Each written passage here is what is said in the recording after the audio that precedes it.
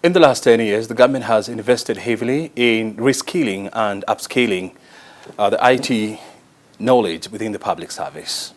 Of course, there has been challenges and, of course, major successes. This week on Inside Government, we're talking to the Principal Secretary in the State Department of ICT, Jerome Ochieng. Our conversation will revolve around upscaling as well, reskilling the public service and the challenges therein. Thank you very much indeed for finding time to be with us here. Look at the public service. It's such a diverse institution. It's huge with people from different, academic background and professional background and so much. Where are we in terms of ensuring that we digitize the public service? Let me start by saying that digitization is an ongoing process. And for the last almost 20 years, government has been going through the digitalization process. Remember when we really instituted what we called the Directorate of E-Government. Basically, the objective was to provide e-government services. And these services basically revolved around a digital government framework. So it has been an ongoing process, and I would want to say that, well, we started with the basic one of probably having the government websites. Remember when we had introduced the government websites and we had information about government beginning to go online, where most of the institutions were now beginning to have their sites. Then beyond that, which is basically the first step into the e-government framework, beyond that now we started simple applications that are actually being used across government. Let me say that one of the greatest achievements, and that's what we are talking about, was in the financial sector when we introduced the Integrated Financial Management Information System. Well, this is a platform that was actually looking at the entire finance, the entire issues relating to cash management, supply chain management within it, and a lot of it revolved around minimizing paperwork within the way the government works, and also trying to have most of the activities being automated. So it has been a journey, and we have been moving step by step. I know we are not there yet, but I think we are in the right direction. The whole plan was to ensure that about 60% of government services are digitized. Yeah. And that the plan was to ensure that happens by the year 2020. Did we miss the mark, or did we surpass it? Well, I would want to say that we are almost within the mark. And in fact, I would even want to say probably we have even gone beyond the mark. Probably this is also an analysis we need to do. Because as we went on, quite a number of innovative ideas kept on coming on board. Who would have imagined that you'd get your certificate of good conduct, for example, online? Who would imagine that you'd still have something like a digital police, whereby you are digitizing the OB, for example? So as we're talking about things 20 years ago, I think there are quite, as we moved along, quite a number of innovative ideas came on board, and even things that had not been planned for those particular times have actually seems to have been achieved, because I know at that particular time we were really focusing on financial systems, we were really focusing on issues relating to communication, correspondence within government, but not real applications. So I would want to say that we've really moved faster in achieving this. How have you managed to ensure that this concept of e-government, is embraced and is practiced within the public service? Well, again, thanks, O'Brien. I think one of the most difficult things we normally encounter is in every sphere, when you bring in change, of course, people get disoriented a little bit, and there would be, of course, change, resistance to change. But I always say that for you to manage change, one of the most important things you normally need is top leadership support. That your change philosophy or your change framework would be made very much easier if you have support from the top. And I would want to say that as a country, we have the opportunity of having His Excellency the President always being the drivers, especially whenever we introduce new things. For example, IFMIS as a very good example. So with that top leadership support, then for us, the implementers, it becomes fairly easy, because people are able to appreciate the fact that if the support is from the top, then everybody else has no option or say leeway to go. So top leadership support is important. I mean, there were fears that, you know, with automation and digitization of some of government services, you know, we were likely to see major job losses within the sector. Were these fears confirmed or disabused? What I say is that technology brings in the new ways of doing things and not necessarily combining it to job losses. Now, back to my example. When we were previously doing physical banking, where you go to the bank and deposit your money in the bank, or even, say, for example, a very good example. I can't remember the last time I visited Electricity House to pay my electricity bill, because it was really, you know, you dedicate a whole afternoon to just go and queue there and pay your power bills. So what I am simply saying is that the change in technology actually just changes the way we do work. And to me, I see a scenario whereby more opportunities are created compared to those ones that are lost. And if you look at very many examples, the banking example I've given, we've lost tellers in the bank, but actually the money M-Pesa agents are now the tellers, and they are numerous as compared to those ones that people who are now employing themselves. There were fears that some people were to be laid off. Did this happen, or how was it carried out, you know, without ensuring that you know, people lost their jobs? Well, I don't remember, apart from maybe before the year 2000 when retrenchment was done. I think that's the last retrenchment government ever did.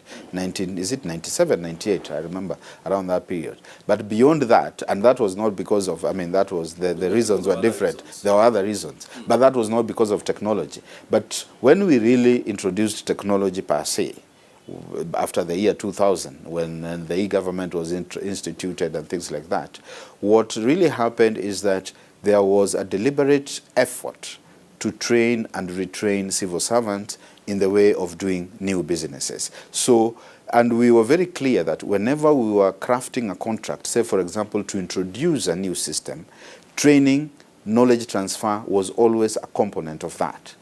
Therefore, we would always have a new system being introduced, but then people within the organizations were always either part of the development, or towards the end, you find that training and skill transfer was conducted. So basically, to manage that, the element of knowledge transfer and training was always a component, and that is what has helped us to actually move along in terms of ensuring that we do not lose the staff.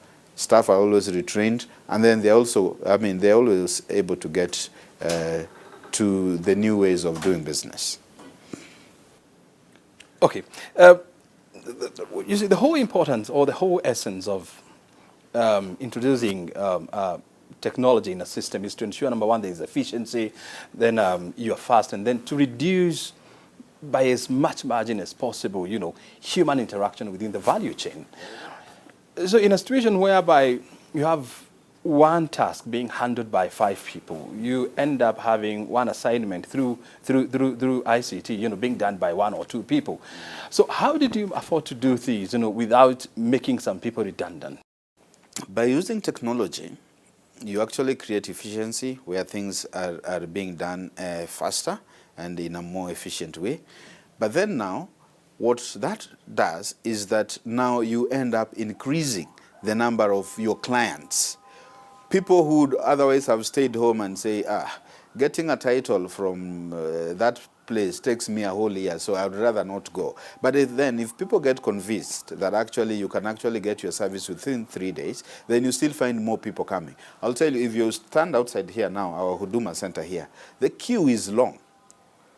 Why? Because, I mean, people are sure that you will be able to get your services very fast, as opposed to the traditional way, and I always make this joke whereby we were used to always being accused of leaving the court and taking the walk because things were slow. But right now, you can't afford that because, one, the public is knowledgeable, they are more informed, they know their rights, and they will demand that service. So what we said is that since the demand now increases, you have the opportunity to now retrain your staff and actually having them doing more because you have introduced that element of efficiency. So we didn't go through retrenchment at all.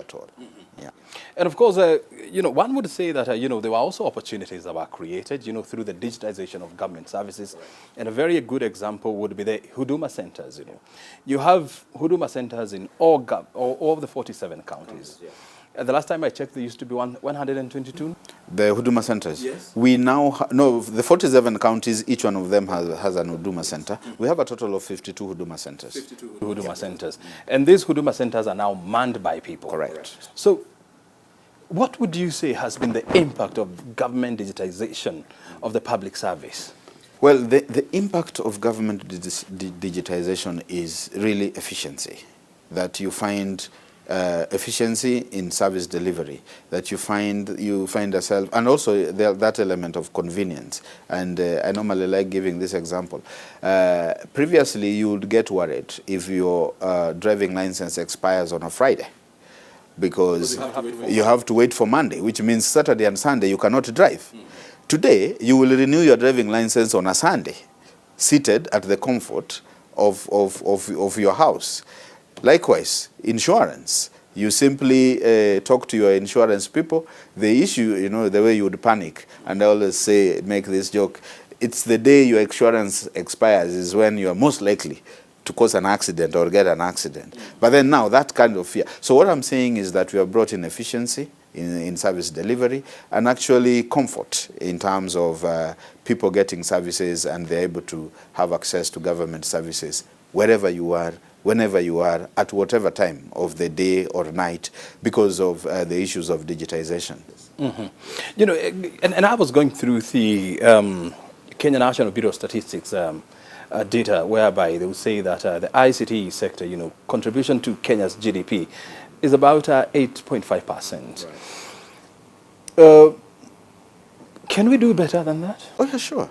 We can actually do better than that by even introducing more digitization within government. That's one of the things that we can do. And also, we can also do better than this by actually doing what we call serious infrastructure development. That we continue to establish, say, for example, connectivity across the entire country, that everybody else gets connected. So if everybody else gets connected, then you have the ability to use ICT resources, and then, of course, the ripple effect of the ICT contribution to the economy increases. Then also in the issues of capacity building, that we really also need to continue empowering our people. So thirdly, we also need to create some form of a good working relationship within the private sector, whereby both government and the private sector work together, especially in the ICT space, to grow the economy. You see, before the COVID-19 pandemic, the issue of ICT, never used to dominate the public sphere like it does now. How has the pandemic changed the way the public service conducts itself? COVID provided an opportunity whereby the acceptance and adoption of ICT became faster than was expected. A very good example is whereby nowadays cabinet meets virtually, the PSS meets virtually, and even at the level of district commissioners, because of the infrastructures that they have, the 47 county commissioners also meet virtually. So that's one area whereby transformation has taken place within government. And embracing and acceptance of digital documents, Nowadays, I send you a WhatsApp document and you're comfortable with it. Previously, the traditional civil service believed on a hard copy, that if I don't see a hard copy on my table, then that is something I cannot act on. But nowadays, I receive a hard copy and say, okay, my colleague PS tells me, oh, PS, that is an advanced copy. You can begin working on it. And I'm comfortable. And, So basically, there has been a lot of transformation. And I would say that has really created efficiency, because now we are able to do things even faster. So as a government, what are we doing, or what are you doing to ensure that, the lessons of COVID-19 and the new ways of doing things, post-COVID-19 is upheld? One of them is just continue enhancing the infrastructure. That if I have an online meeting, I don't keep on getting that interruption. Can you hear me? Am I audible? Can you see me? Things like that. Those are very... Why do we have such scenario? It's because we have a weak infrastructure. There's going to be a lot of investment, and we've already started on that, on ensuring that connectivity is done. Basically, a lot of investment on the infrastructure. Again, why would people fall back? Is that when the things become too complicated for them to use. So the element of skilling becomes very important. Continuous training and training on new technologies, training on emerging technologies will become an important element so that we also don't lose on the gain that we have already made. And you're talking about the broadband, and when you interrogate the broadband strategy, they're supposed to run up to the year 2023. It talks about deepening internet connectivity in the country. Connecting all the public primary schools, all the county headquarters, as well as trying to bring down the cost of accessing internet. Where are we in terms of the implementation of that strategy? In terms of connectivity, I would say we are almost at about 80% internet connectivity across the country. But and we're still working on making sure that, but certainly the challenge has been that you find in some areas we have always had challenges with terrains and issues like that. Therefore, connectivity in such areas become a problem. Other areas, the challenge about connectivity is normally security issues.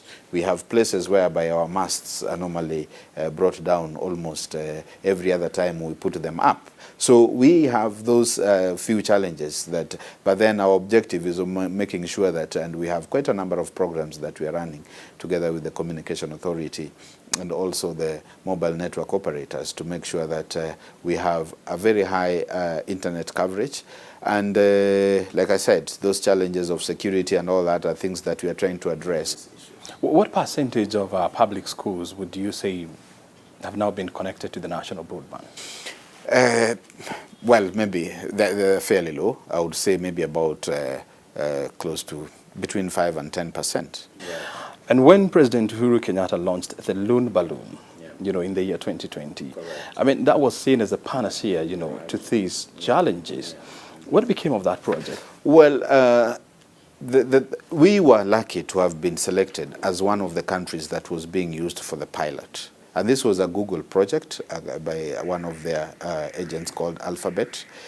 But as Google continued with the project, they realized themselves that probably there are things they need to do fast before. So they actually dropped the project. So the project was not dropped from the Kenyan side.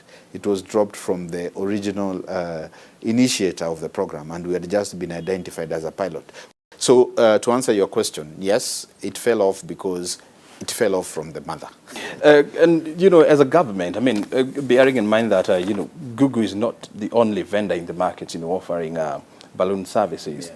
You have other companies like Huawei and so much.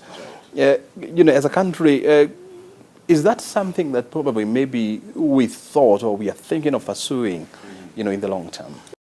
Of course, our negotiation or our conversation with Google is still not yet dead, and we would see. But we were happy, and like I said, we were happy and lucky to have been identified as a pilot.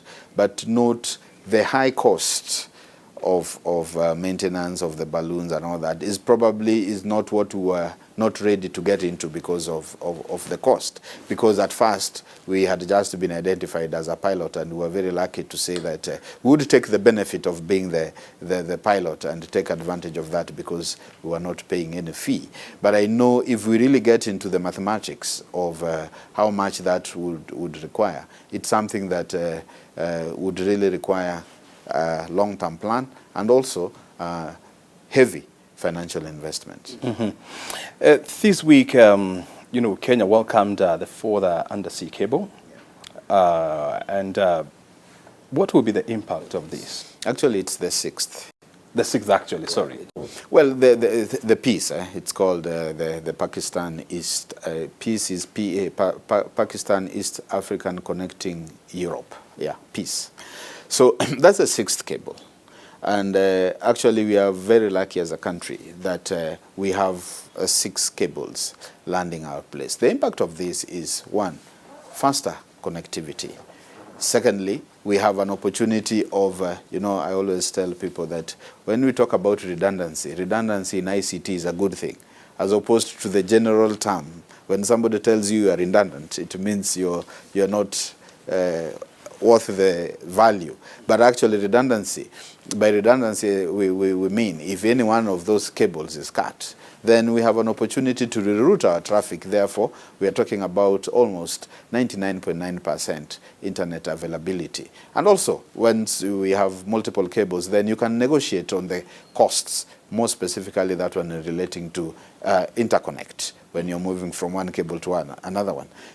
If one cable becomes expensive when you are interconnecting, then so you have a negotiating power, because you have 5 more other people whom you can actually talk about, or discuss with in terms of rates. So we are looking at high-speed connectivity, we are looking at the cost of connectivity, and also we are looking at availability. So the more the merrier, because you'll have all these options to consider. Mm-hmm. Yeah. There are reports by PricewaterhouseCoopers that between 30 and 40% of all public jobs are going to be automated in the next 10 years. Number one, what do you seek to achieve with the analysis?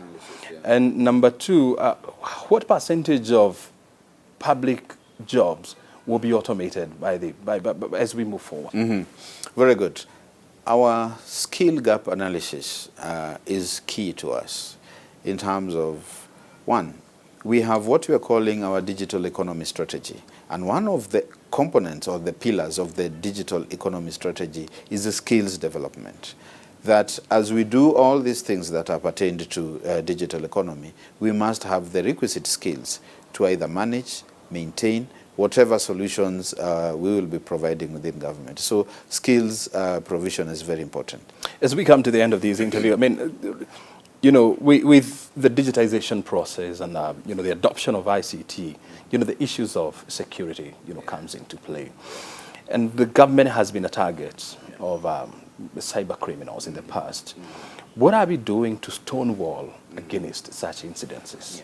Well, that's a very good question, O'Brien, really. And like you say, as we conclude, it would have been unfair if we don't, if we talk about all the good things, all the rosy issues, and also not really address the thorny issues, like issues relating to cybersecurity. Well, cybersecurity cybersecurity challenge is here with us.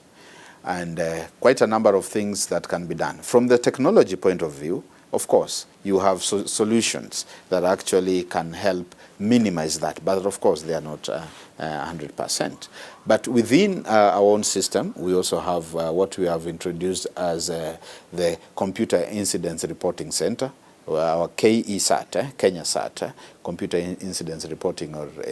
So that particular institution is manned with the responsibility of monitoring the cyber threats on a 24-hour basis, and that is basically their work. So the SAT helps us in managing that. And then this SAT has also taken a multi-agency approach, whereby all very important institutions are part and parcel of our SAT. So we have elements of the banking sector being part of this. We have element of government institutions and other key installations, so that they all speak together. Because within a network, when you have a network, even on a regional point of view, any point can be a point of entry. So if you are all interconnected, you are actually as weak as your weakest point.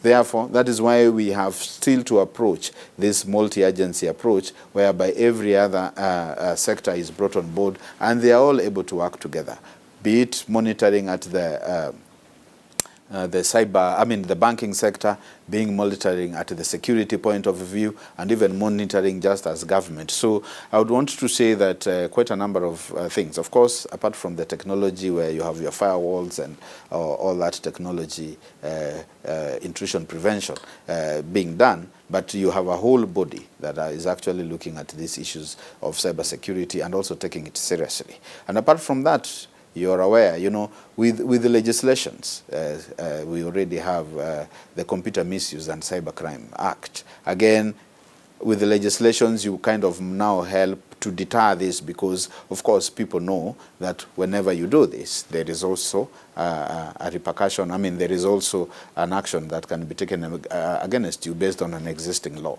So the law revolving around cybersecurity has also helped a great deal. And last but not least, we must talk about our data and the data protection. Recently, 2019, we had our Data Protection Act that created the Office of the Data Protection and the Data Protection Commissioner. So again, also to just ensure that security of data and to give people comfort, because as we move into a digital space, issues relating to data becomes of great importance. Everybody would be wondering, is our data safe? All this data that is being collected day in, day out, how is it secure? So I think with a law and an institution that actually looks at how people's data is protected would really help in terms of giving comfort and also encouraging people to embrace technology. Very good. Thank you very much, O'Brien, for hosting me. Asante sana. Well, we have been talking to the PS in the State Department of ICT, Jerome Ochieng, on the digitization process of the public service, where we are, and of course the opportunities that lies ahead. My name is O'Brien Kimani. This is Business. This is Inside the Government. Thank you for your time. Enjoy the rest of your afternoon.